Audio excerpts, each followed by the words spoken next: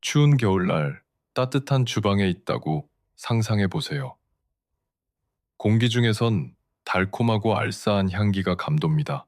이 멋진 향기는 강판에 갈아서 따뜻한 우유나 달콤한 케이크에 넣을 수 있는 작고 갈색인 씨앗에서 나오죠. 손에 쥐면 딱딱하고 거칠지만 모든 음식의 맛을 더해주는 마법 같은 가루를 만들어냅니다. 오늘날 우리는 이 향신료를 넛맥이라고 부릅니다. 동네 마트에서 단돈 몇 달러면 아주 쉽게 구할 수 있죠. 하지만 수년 전만 해도 이 작은 씨앗은 지구상에서 가장 가치 있는 물건 중 하나였습니다. 오래전 특별한 넛맥나무는 반다 제도라고 불리는 작은 섬들에서만 자랐습니다. 이 작은 섬들은 현재 인도네시아라고 불리는 국가에 있죠. 수세기 동안 현지 사람들은 이 나무의 열매에서 씨앗을 채집했습니다. 그들은 이 씨앗이 아주 강한 향과 훌륭한 맛을 지녔다는 걸 알고 있었죠.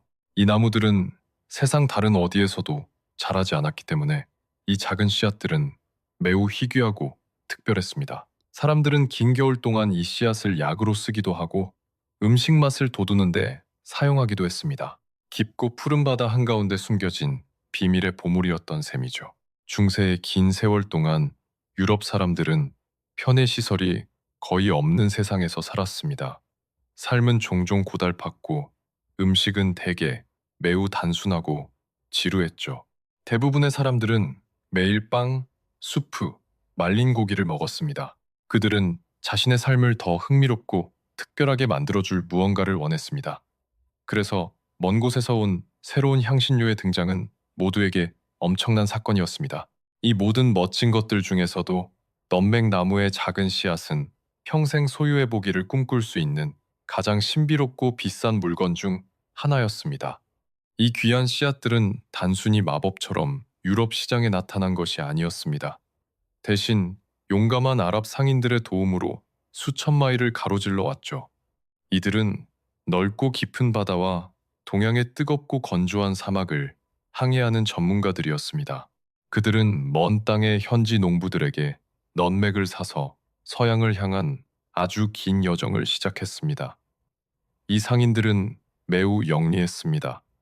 유럽 사람들이 다른 세상에서 온 꿈 같은 향기가 나는 이 작은 갈색 향신료 조각에 엄청난 돈을 지불할 것이라는 걸 알고 있었기 때문이죠. 북적이는 시장에 도달하기 위해 상인들은 작은 나무 배를 타고 위험한 바다를 건너야 했습니다. 그들은 밤하늘의 별을 보며 바다에서 길을 찾았죠. 항해를 마친 후에는 무거운 향신료 자루를 수많은 낙타의 등에 옮겨 실었습니다. 이 거대한 동물들은 카라반이라고 불리는 긴 줄을 지어 사막의 불타는 모래 위를 걸었습니다. 유럽의 도시들에 도착하기까지는 수개월간의 고된 노동과 별빛 아래에서의 수많은 밤이 필요했습니다. 여정의 매 단계마다 상인들은 도둑들로부터 소중한 자루를 지켜내야만 했습니다. 향신료 무역에서 가장 흥미로운 점 중 하나는 바로 커다란 비밀이었습니다.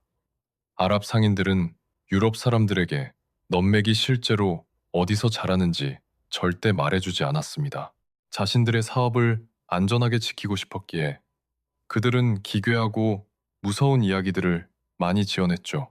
그들은 유럽인들에게 넛맥이 거대한 새나 어두운 숲속에 사는 괴물들이 지키는 위험한 곳에서 자란다고 말했습니다.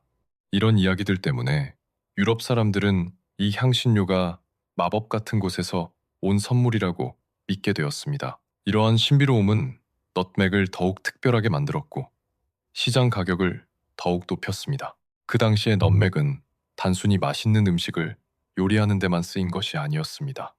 많은 사람들은 이 향신료가 끔찍한 질병을 막을 수 있는 강력한 마법을 지녔다고 믿었습니다. 중세시대에는 흑사병이라고 불리는 질병으로 많은 사람들이 목숨을 잃었습니다. 의사들은 목에 작은 넛맥 조각을 걸고 다니면 공기 중에 보이지 않는 세균으로부터 몸을 보호할 수 있다고 생각했습니다. 사람들은 이것이 가족의 건강을 지켜줄 수 있다고 믿는다면 평생 모은 돈을 털어 씨앗 단 하나를 사기도 했습니다. 이러한 믿음 때문에 넛맥에 대한 수요는 엄청나게 치솟았습니다. 작은 넛맥 한 자루를 소유하는 것은 엄청난 부와 권력의 상징이었습니다. 왕이나 여왕이 손님들에게 자신이 얼마나 부유한지 보여주고 싶을 때는 은으로 만든 강판을 꺼내곤 했습니다. 그들은 모든 사람이 보는 앞에서 고기나 와인 위에 넛맥을 아주 조금씩 천천히 갈아 넣었습니다. 이것은 지구 반대편에서 물건을 살 수 있을 만큼 돈이 많다는 것을 세상에 알리는 방식이었습니다. 대부분의 평범한 사람들에게 넛맥 씨앗을 보는 것은 평생 기억에 남을 만큼 드문 일이었습니다. 가격이 매우 비쌌음에도 불구하고 유럽의 부자들은 넛맥이 식사의 맛을 바꿔놓는 방식을 사랑했습니다. 겨울 동안 고기는 종종 오래되어 맛이 별로 좋지 않았습니다. 넛맥의 강하고 달콤한 향은 음식의 나쁜 맛을 감추고 다시 신선한 맛이 나게 할 수 있었습니다. 거대한 성의 요리사들은 중요한 파티를 위해 화려한 요리를 만들 때 이 향신료를 아주 조금씩 사용했습니다. 그들은 넛맥의 향기가 낙원의 향기라고 믿었습니다.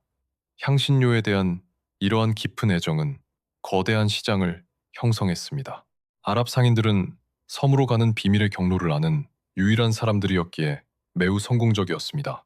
그들은 가격을 통제했고 알렉산드리아나 베네치아의 큰 시장에서 누가 씨앗을 살 수 있을지 결정했습니다. 오랫동안 베네치아의 부유한 상인들은 유럽의 다른 지역에 넛맥을 팔아 엄청난 부자가 되었습니다. 그들은 다른 누구도 그 출처를 찾지 못하도록 아랍 상인들과 긴밀히 협력했습니다. 이 시스템은 오랫동안 완벽하게 작동했고 단 하나의 넛맥 씨앗 가격은 매우 높게 유지되었습니다. 시간이 흐를수록 유럽인들의 마음속에서 넛맥에 대한 갈망은 더욱 커져만 갔습니다. 그들은 모든 비밀을 간직한 중개인들과 상인들에게 너무 많은 돈을 지불하는 것에 지쳤습니다. 항해사들과 탐험가들은 나무가 자라는 섬으로 가는 자신들만의 길을 찾는 꿈을 꾸기 시작했습니다. 그들은 고지도를 공부하고 새로운 호기심과 희망을 가지고 바다를 바라보았습니다. 중세 시대가 끝나가고 새로운 시대가 막 시작되려 하고 있었습니다. 곧 아랍 상인들의 비밀이 밝혀질 참이었습니다. 1511년 세상은 모두에게 변화하기 시작했습니다.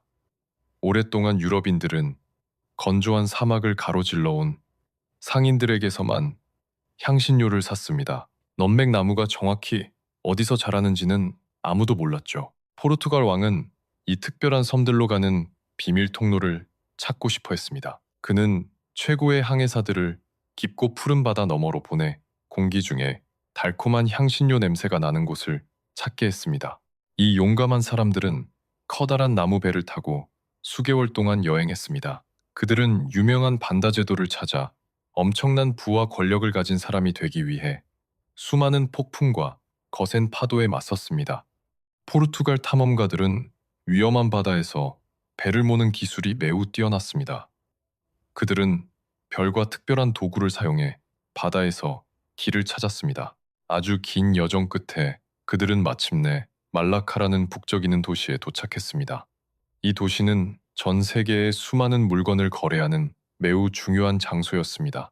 포르투갈의 리더는 이 도시를 먼저 점령해야 한다고 결심했습니다. 말라카를 장악함으로써 그들은 넛맥이 자라는 작은 섬들로 가는 길을 보여주는 비밀 지도를 찾을 수 있었습니다. 황금을 찾으려 했던 모든 용감한 항해사들에게 그것은 매우 흥미롭고도 위험한 시기였습니다.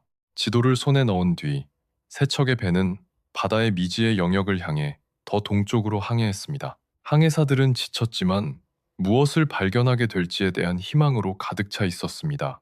어느 날 그들은 푸른 바다 위로 솟아오른 초록빛 땅을 보았습니다. 그들은 마침내 1511년에 반다 제도에 도달했습니다. 섬들은 작고 매우 아름다웠으며 키 큰 나무들과 비옥한 토양을 가지고 있었습니다. 현지 사람들은 먼 땅에서 온 이 낯선 남자들을 보고 깜짝 놀랐습니다. 이 섬들은 깊은 초록색 숲 한가운데 귀한 넛맥 나무가 자연적으로 자라는 지구상 유일한 장소였습니다. 포르투갈 항해사들은 모래사장을 걸으며 직접 멋진 열매들을 확인했습니다. 넛맥 열매는 작은 노란색 복숭아처럼 보였습니다. 열매가 열리면 밝은 붉은색 껍질로 덮인 어두운 씨앗이 나타났죠. 이 붉은 껍질은 메이스라고 불리는데 이것 또한 매우 비싼 향신료입니다. 항해사들은 자신들이 황금산을 발견했다는 것을 깨닫고 경악했습니다. 그들은 재빨리 현지 지도자들과 협상하여 배에 실을 수 있는 만큼의 넛맥을 사기 시작했습니다. 그들은 유럽의 부자들에게 매우 가치 있는 이 작은 갈색 씨앗을 얻는 대가로 금속 도구나 알록달록한 천 같은 것들을 제안했습니다. 몇 년 동안 포르투갈인들은 이 비밀의 섬들에 도달하는 법을 아는 유일한 유럽인이었습니다. 그들은 향신료를 가득 실은 배를 타고 고국으로 돌아갔습니다. 유럽 시장에서 넛맥을 팔았을 때 그들은 엄청난 돈을 벌었습니다. 넛맥 한 자루면 집 한 채나 큰 농장 값을 치를 수 있을 정도였죠. 포르투갈 왕은 이 비밀 무역 덕분에 엄청난 부자가 되었습니다. 그는 항해사들에게 섬의 위치를 비밀로 하라고 명령했습니다. 다른 왕들이 배를 보내 자신과 성공한 백성들로부터 향신료를 빼앗아가는 것을 원하지 않았기 때문입니다. 하지만 이렇게 큰 비밀은 오랫동안 지키기가 매우 어렵습니다. 유럽의 다른 나라들도 곧 부유한 향신료 섬들에 대한 소문을 듣게 되었습니다. 스페인, 영국, 네덜란드의 항해사들은 바다 너머 자신들만의 경로를 찾기 시작했습니다. 그들은 포르투갈을 시샘했고 막대한 부를 나눠 갖기를 원했습니다. 이 나라들은 더 크고 빠른 배를 만들기 시작했습니다. 또한 씨앗을 차지하기 위해 싸워야 한다는 것을 알았기에 배에 수많은 대포를 실었습니다. 바다는 더 이상 평화로운 무역의 장소가 아니라 경쟁과 위험하고 시끄러운 전투가 벌어지는 곳이 되었습니다. 포르투갈인들은 넛맥 무역에 대한 독점권을 지키기 위해 무척 애를 썼습니다. 그들은 작은 요새를 짓고 몇몇 섬에 군인을 배치해 적들을 감시했습니다. 하지만 모든 해변과 숲을 지키기에는 군인이 부족했습니다. 섬들은 포르투갈에서 너무 멀리 떨어져 있었고 도움을 받기까지 오랜 시간이 걸렸습니다. 때때로 현지 사람들은 좋은 가격을 제시하는 누구에게나 향신료를 팔고 싶어 했기에 포르투갈인들에게 불만을 가졌습니다. 이는 많은 문제를 일으켰고 다른 유럽 국가들이 법적 허가 없이 그 지역에 들어와 무역을 시작하는 것을 더 쉽게 만들었습니다. 16세기 후반 네덜란드 항해사들이 가장 강력한 라이벌로 등장했습니다. 이 네덜란드 항해사들은 비즈니스에 매우 능숙했고 많은 배를 보유하고 있었습니다. 그들은 더 이상 포르투갈인들에게서 넛맥을 사고 싶어 하지 않았습니다. 대신 그들 스스로 섬을 장악하고 싶어 했죠. 네덜란드 사람들은 매우 단호했고 동양으로 대규모 군대를 보내기 위해 많은 돈을 썼습니다. 그들은 포르투갈의 배들보다 더 뛰어난 수많은 대포와 튼튼한 배를 이끌고 도착했습니다. 이것이 넓은 바다 위 작은 특별한 향신료 섬들을 차지하기 위한 길고도 험난한 전쟁의 시작이었습니다. 네덜란드 사람들은 향신료 무역의 주인이 되고 싶어 했습니다. 그들은 네덜란드 동인도 회사라는 매우 크고 강력한 회사를 만들었습니다. 그들의 언어로는 VOC라고 불렀죠. 이 회사는 오늘날 우리가 보는 일반적인 기업과는 달랐습니다. 자체 군대와 수많은 대형 선박을 보유하고 있었기에 마치 작은 국가와도 같았습니다. 이 회사의 리더들은 다른 어떤 나라도 넛맥을 사고 팔 수 없게 만들고 싶어 했습니다. 그들은 세계에서 가장 부유한 사람이 되기 위해 섬에 있는 단 한 그루의 나무까지 모두 통제하기를 원했습니다. 그들은 세상이 이 희귀하고 비싼 향신료의 특별한 맛에 굶주려 있다는 것을 잘 알고 있었습니다. 이러한 통제권을 유지하기 위해 네덜란드 회사는 반다 제도에 사는 현지 사람들에게 종종 매우 비정하고 잔인하게 굴었습니다. 그들은 현지 지도자들에게 특별한 넛맥을 네덜란드 측에만 팔 수 있다고 말했습니다. 만약 현지 사람들이 다른 나라 상인들에게 씨앗을 팔려고 하면 네덜란드 군인들은 그들을 매우 가혹하게 처벌했습니다. 그들의 아름다운 고향이 전쟁과 공포의 장소가 되었기에 섬 사람들에게는 매우 슬픈 시기였습니다. 네덜란드는 다른 배들이 소중한 향신료에 접근하지 못하도록 바다를 감시하기 위해 수많은 대포를 갖춘 커다란 돌 요새를 지었습니다. 군인들은 나무를 보호하기 위해 밤낮으로 해변을 순찰했습니다. 네덜란드가 모든 것을 차지하려고 애쓰는 동안 영국인들도 향신료를 찾기 위해 도착했습니다. 영국 항해사들은 용감했고 런이라고 불리는 아주 작은 섬을 찾아내는데 성공했습니다. 이 섬은 숲에서 넌맥 나무가 자연적으로 자라는 몇 안 되는 곳 중 하나였습니다.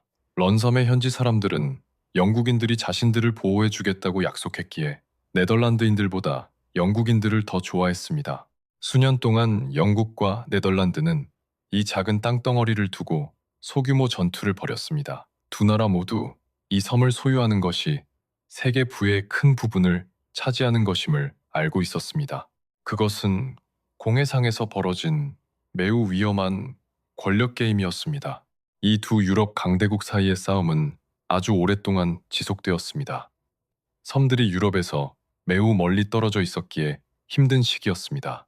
광활한 푸른 바다를 건너는 나무 배 위에서 소식은 느리게 전달되었습니다. 이 시기 동안 네덜란드 회사는 더욱 강력해지고 공격적으로 변했습니다. 그들은 향신료를 희귀하고 비싸게 유지하기 위해 다른 섬에 있는 많은 넘맥 나무들을 파괴했습니다. 향신료를 찾기 더 어렵게 만듦으로써 런던과 암스테르담 시장에서 더 많은 돈을 청구할 수 있었죠. 그들은 다른 나라에서 온 수많은 적과 라이벌로부터 자신들의 비밀스러운 독점권을 지키기 위해서라면 무엇이든 할 준비가 되어 있었습니다. 1667년 네덜란드와 영국의 지도자들은 마침내 평화에 대해 논의하기로 했습니다. 그들은 오랜 전쟁과 해상 전투에 드는 막대한 비용에 지쳐 있었습니다. 그들은 브레다라는 도시에서 만나 매우 유명한 조약에 서명했습니다. 이 거래는 세계 지도를 영원히 바꾸게 됩니다. 당시 영국은 네덜란드가 정말 원했던 작은 런섬을 차지하고 있었습니다. 네덜란드는 이미 북미의 뉴암스테르담이라는 식민지를 가지고 있었습니다. 오늘날 우리는 이곳을 뉴욕시의 매우 유명한 지역인 맨해튼으로 알고 있습니다. 그 당시 이 도시는 아주 작았습니다. 두 나라는 오늘날 우리에게 매우 이상해 보이는 거래를 했습니다. 영국은 네덜란드 회사에 작은 런섬을 넘겨주는데 동의했습니다. 그 대가로 네덜란드는 영국의 북미의 맨해튼 섬을 주었습니다. 그 당시 많은 사람들은 네덜란드가 이 거래의 승자라고 생각했습니다. 넛맥은 다른 어떤 것보다 가치가 높았고 런섬은 그 귀한 나무들로 가득 차 있었기 때문입니다. 맨해튼은 그저 몇 개의 농장과 모피 상인들이 있는 작은 마을일 뿐이었습니다. 네덜란드인들은 마침내 전 세계의 모든 넛맥 나무를 완전히 통제하게 되어 매우 행복했습니다. 그들은 이것이 자신들에게 매우 영리한 거래라고 생각했습니다. 런섬을 차지한 후 네덜란드는 자신들의 전리품을 더욱 소중히 다뤘습니다. 그들은 누군가 씨앗을 가져가 다른 나라에 심는 것을 원하지 않았습니다. 이를 막기 위해 네덜란드 노동자들은 모든 넌맥 씨앗을 석회라고 불리는 하얀 액체에 담갔습니다. 이 과정은 씨앗이 요리나 약으로는 사용될 수 있지만 새로운 나무로 자라지는 못하게 만들었습니다. 이것은 향신료 무역을 독점하기 위한 영리하면서도 탐욕스러운 계획이었습니다. 그들은 수백 년 동안 자신들이 넌맥의 유일한 공급원으로 남기를 바랐습니다. 그들은 매 수확을 아주 세심하게 감시했습니다. 네덜란드 회사는 이 작은 갈색 씨앗들 덕분에 세계 역사상 가장 부유한 기업이 되었습니다. 그들은 자신들이 지불한 가격보다 수배나 높은 가격으로 유럽의 넌맥을 팔았습니다. 그들이 벌어들인 돈은 오늘날 암스테르담시에서 여전히 볼 수 있는 아름다운 운하와 높은 집들을 짓는데 도움이 되었습니다. 하지만 우리는 이 부가 인도네시아 현지 사람들에게는 매우 큰 대가를 치르게 했다는 것을 기억해야 합니다. 역사의 이 어두운 시기 동안 네덜란드 회사가 인간의 생명보다 향신료를 더 가치 있게 여겼기 때문에 수천 명의 사람들이 생명이나 자유를 잃었습니다. 아주 오랫동안 네덜란드 사람들은 전 세계에 넌맥을 팔 수 있는 유일한 사람들이었습니다. 그들은 동인도의 특별한 섬에 있는 모든 나무를 소유했기에 가격을 매우 높게 유지했습니다. 하지만 1770년 프랑스에서 온 한 용감한 남자가 이것은 공정하지 않다고 생각했습니다. 그의 이름은 피에르 푸아브르였고 식물과 자연을 매우 사랑하는 사람이었습니다. 그는 자연의 아름다움이 단 하나의 강력한 회사가 아닌 모든 사람의 것이어야 한다고 믿었습니다. 그는 상황을 바꾸기 위해 비밀스러운 계획을 세우기 시작했습니다. 피에르 푸아브르는 평생 동안 수많은 먼 땅을 여행한 매우 영리한 탐험가이자 식물학자였습니다. 그는 건강한 씨앗 몇 개만 구할 수 있다면 세계의 다른 지역에서도 기를 수 있다는 것을 알고 있었습니다. 그 당시 네덜란드인들은 매우 엄격했고 씨앗을 가져가려는 사람은 누구든 처벌했습니다. 그들은 누군가 씨앗을 훔치더라도 자라지 못하게 넘맥 씨앗에 석회 처리를 하기까지 했습니다. 피에르 푸아브르는 자신의 임무가 매우 위험할 것이라는 점을 알고 있었습니다. 네덜란드 군인들에게 붙잡힌다면 큰 공경에 처할 것이었습니다. 이 프랑스 남자는 넘맥이 야생숲에서 자라는 섬들에 도달하기 위해 광활한 푸른 바다를 수천 마일 항해했습니다. 그는 울창한 초록빛 나무들과 진흙 사이를 지날 때 매우 조용하고 조심스럽게 움직여야 했습니다. 공기 중 어디에나 향신료 냄새가 났지만 네덜란드 군인들 또한 모든 것을 아주 면밀히 감시하고 있었습니다. 피에르 푸아브르는 아무도 자신을 보지 않는 적절한 순간을 기다렸습니다. 그는 여전히 생명력이 가득한 건강한 씨앗 몇 개와 작은 식물들을 수집하는 데 성공했습니다. 그는 아무도 찾지 못하도록 그것들을 배 안에 조심스럽게 숨겼습니다. 네덜란드 섬들로부터 안전하게 벗어난 후 피에르 푸아브르는 모리셔스라고 불리는 아름답고 햇살 가득한 곳으로 항해했습니다. 이 섬은 프랑스 정부가 통제하고 있었고 날씨는 열대 식물들이 잘 자라기에 완벽했습니다. 그는 엄청난 인내심과 사랑으로 작은 넘맥 나무들을 돌보며 수개월을 보냈습니다. 그는 나무들이 건강하고 튼튼하게 초록빛을 유지하도록 매일매일 살폈습니다. 결국 나무들은 높이 자라나 자신들만의 씨앗을 맺기 시작했습니다. 이것은 네덜란드의 독점이 마침내 깨졌음을 의미했기에 프랑스 남자에게는 엄청난 승리였습니다. 이 성공 소식이 다른 나라들에 전해지자 영국 지도자들 또한 자신들만의 넛맥을 재배하고 싶어 했습니다. 그들은 더 이상 네덜란드 상인들에게 비싼 가격을 치르고 싶지 않았죠. 그 후 몇 년 동안 영국은 세계의 다른 지역에 있는 자신들의 식민지로 씨앗을 가져갔습니다. 그들은 매우 번화한 항구인 싱가포르라는 곳에서 이 향신료가 아주 잘 자란다는 것을 알아냈습니다. 또한 카리브해의 섬들이 적절한 토양과 열기를 가지고 있다는 것도 깨달았습니다. 특히 그레나다 섬은 영국인들에게 이 나무들을 재배하는 매우 중요한 장소가 되었습니다. 이제 넛맥 나무가 수많은 나라에서 자라게 되면서 세계 시장의 모든 것이 영원히 바뀌기 시작했습니다. 그전에는 아주 소수의 부자들만이 이 특별한 향신료를 아주 조금 살 여유가 있었습니다. 하지만 모리셔스, 싱가포르, 그레나다에서 더 많은 나무가 자라게 되면서 모든 사람이 살 수 있을 만큼 훨씬 더 많은 넛맥이 공급되었습니다. 무언가의 양이 많아지면 대개 가격은 매우 빠르게 떨어지기 시작합니다. 넛맥 가격에 일어난 일이 바로 그랬습니다. 그것은 더 이상 금값과 맞먹는 희귀한 보물이 아니었습니다. 곧 넛맥 가격은 수백 년 전보다 훨씬 낮아졌습니다. 이것은 유럽과 다른 여러 지역에 살던 평범한 가족들에게 정말 기쁜 소식이었습니다. 그들은 마침내 동네 시장에 가서 집 주방에서 쓸 수 있는 소량의 향신료를 살 수 있게 되었습니다. 사람들은 저녁 식사 때 고기, 빵, 달콤한 디저트에 맛을 내기 위해 넛맥을 사용하기 시작했습니다. 따뜻하고 알싸한 맛은 추운 겨울 동안 많은 사람에게 사랑받는 맛이 되었습니다. 넛맥은 서서히 많은 평범한 가족의 삶에서 일상적인 부분이 되어갔습니다. 네덜란드 회사는 자신들의 권력과 돈을 잃고 있었기에 이러한 변화에 매우 불만족스러워했습니다. 그들은 오랫동안 넛맥 섬들을 전 세계로부터 비밀로 유지하려고 노력해왔습니다. 하지만 프랑스 남자의 용기와 영국의 노력은 비밀이 영원히 지켜지기 어렵다는 것을 보여주었습니다. 세상은 점점 더 연결되고 있었고 식물들은 넓은 바다를 건너 새로운 보금자리로 이동하고 있었습니다. 이 역사의 시기는 한 기업이 그토록 유명하고 맛있으며 인기 있는 향신료를 독점하던 체제를 무너뜨렸기에 매우 중요했습니다.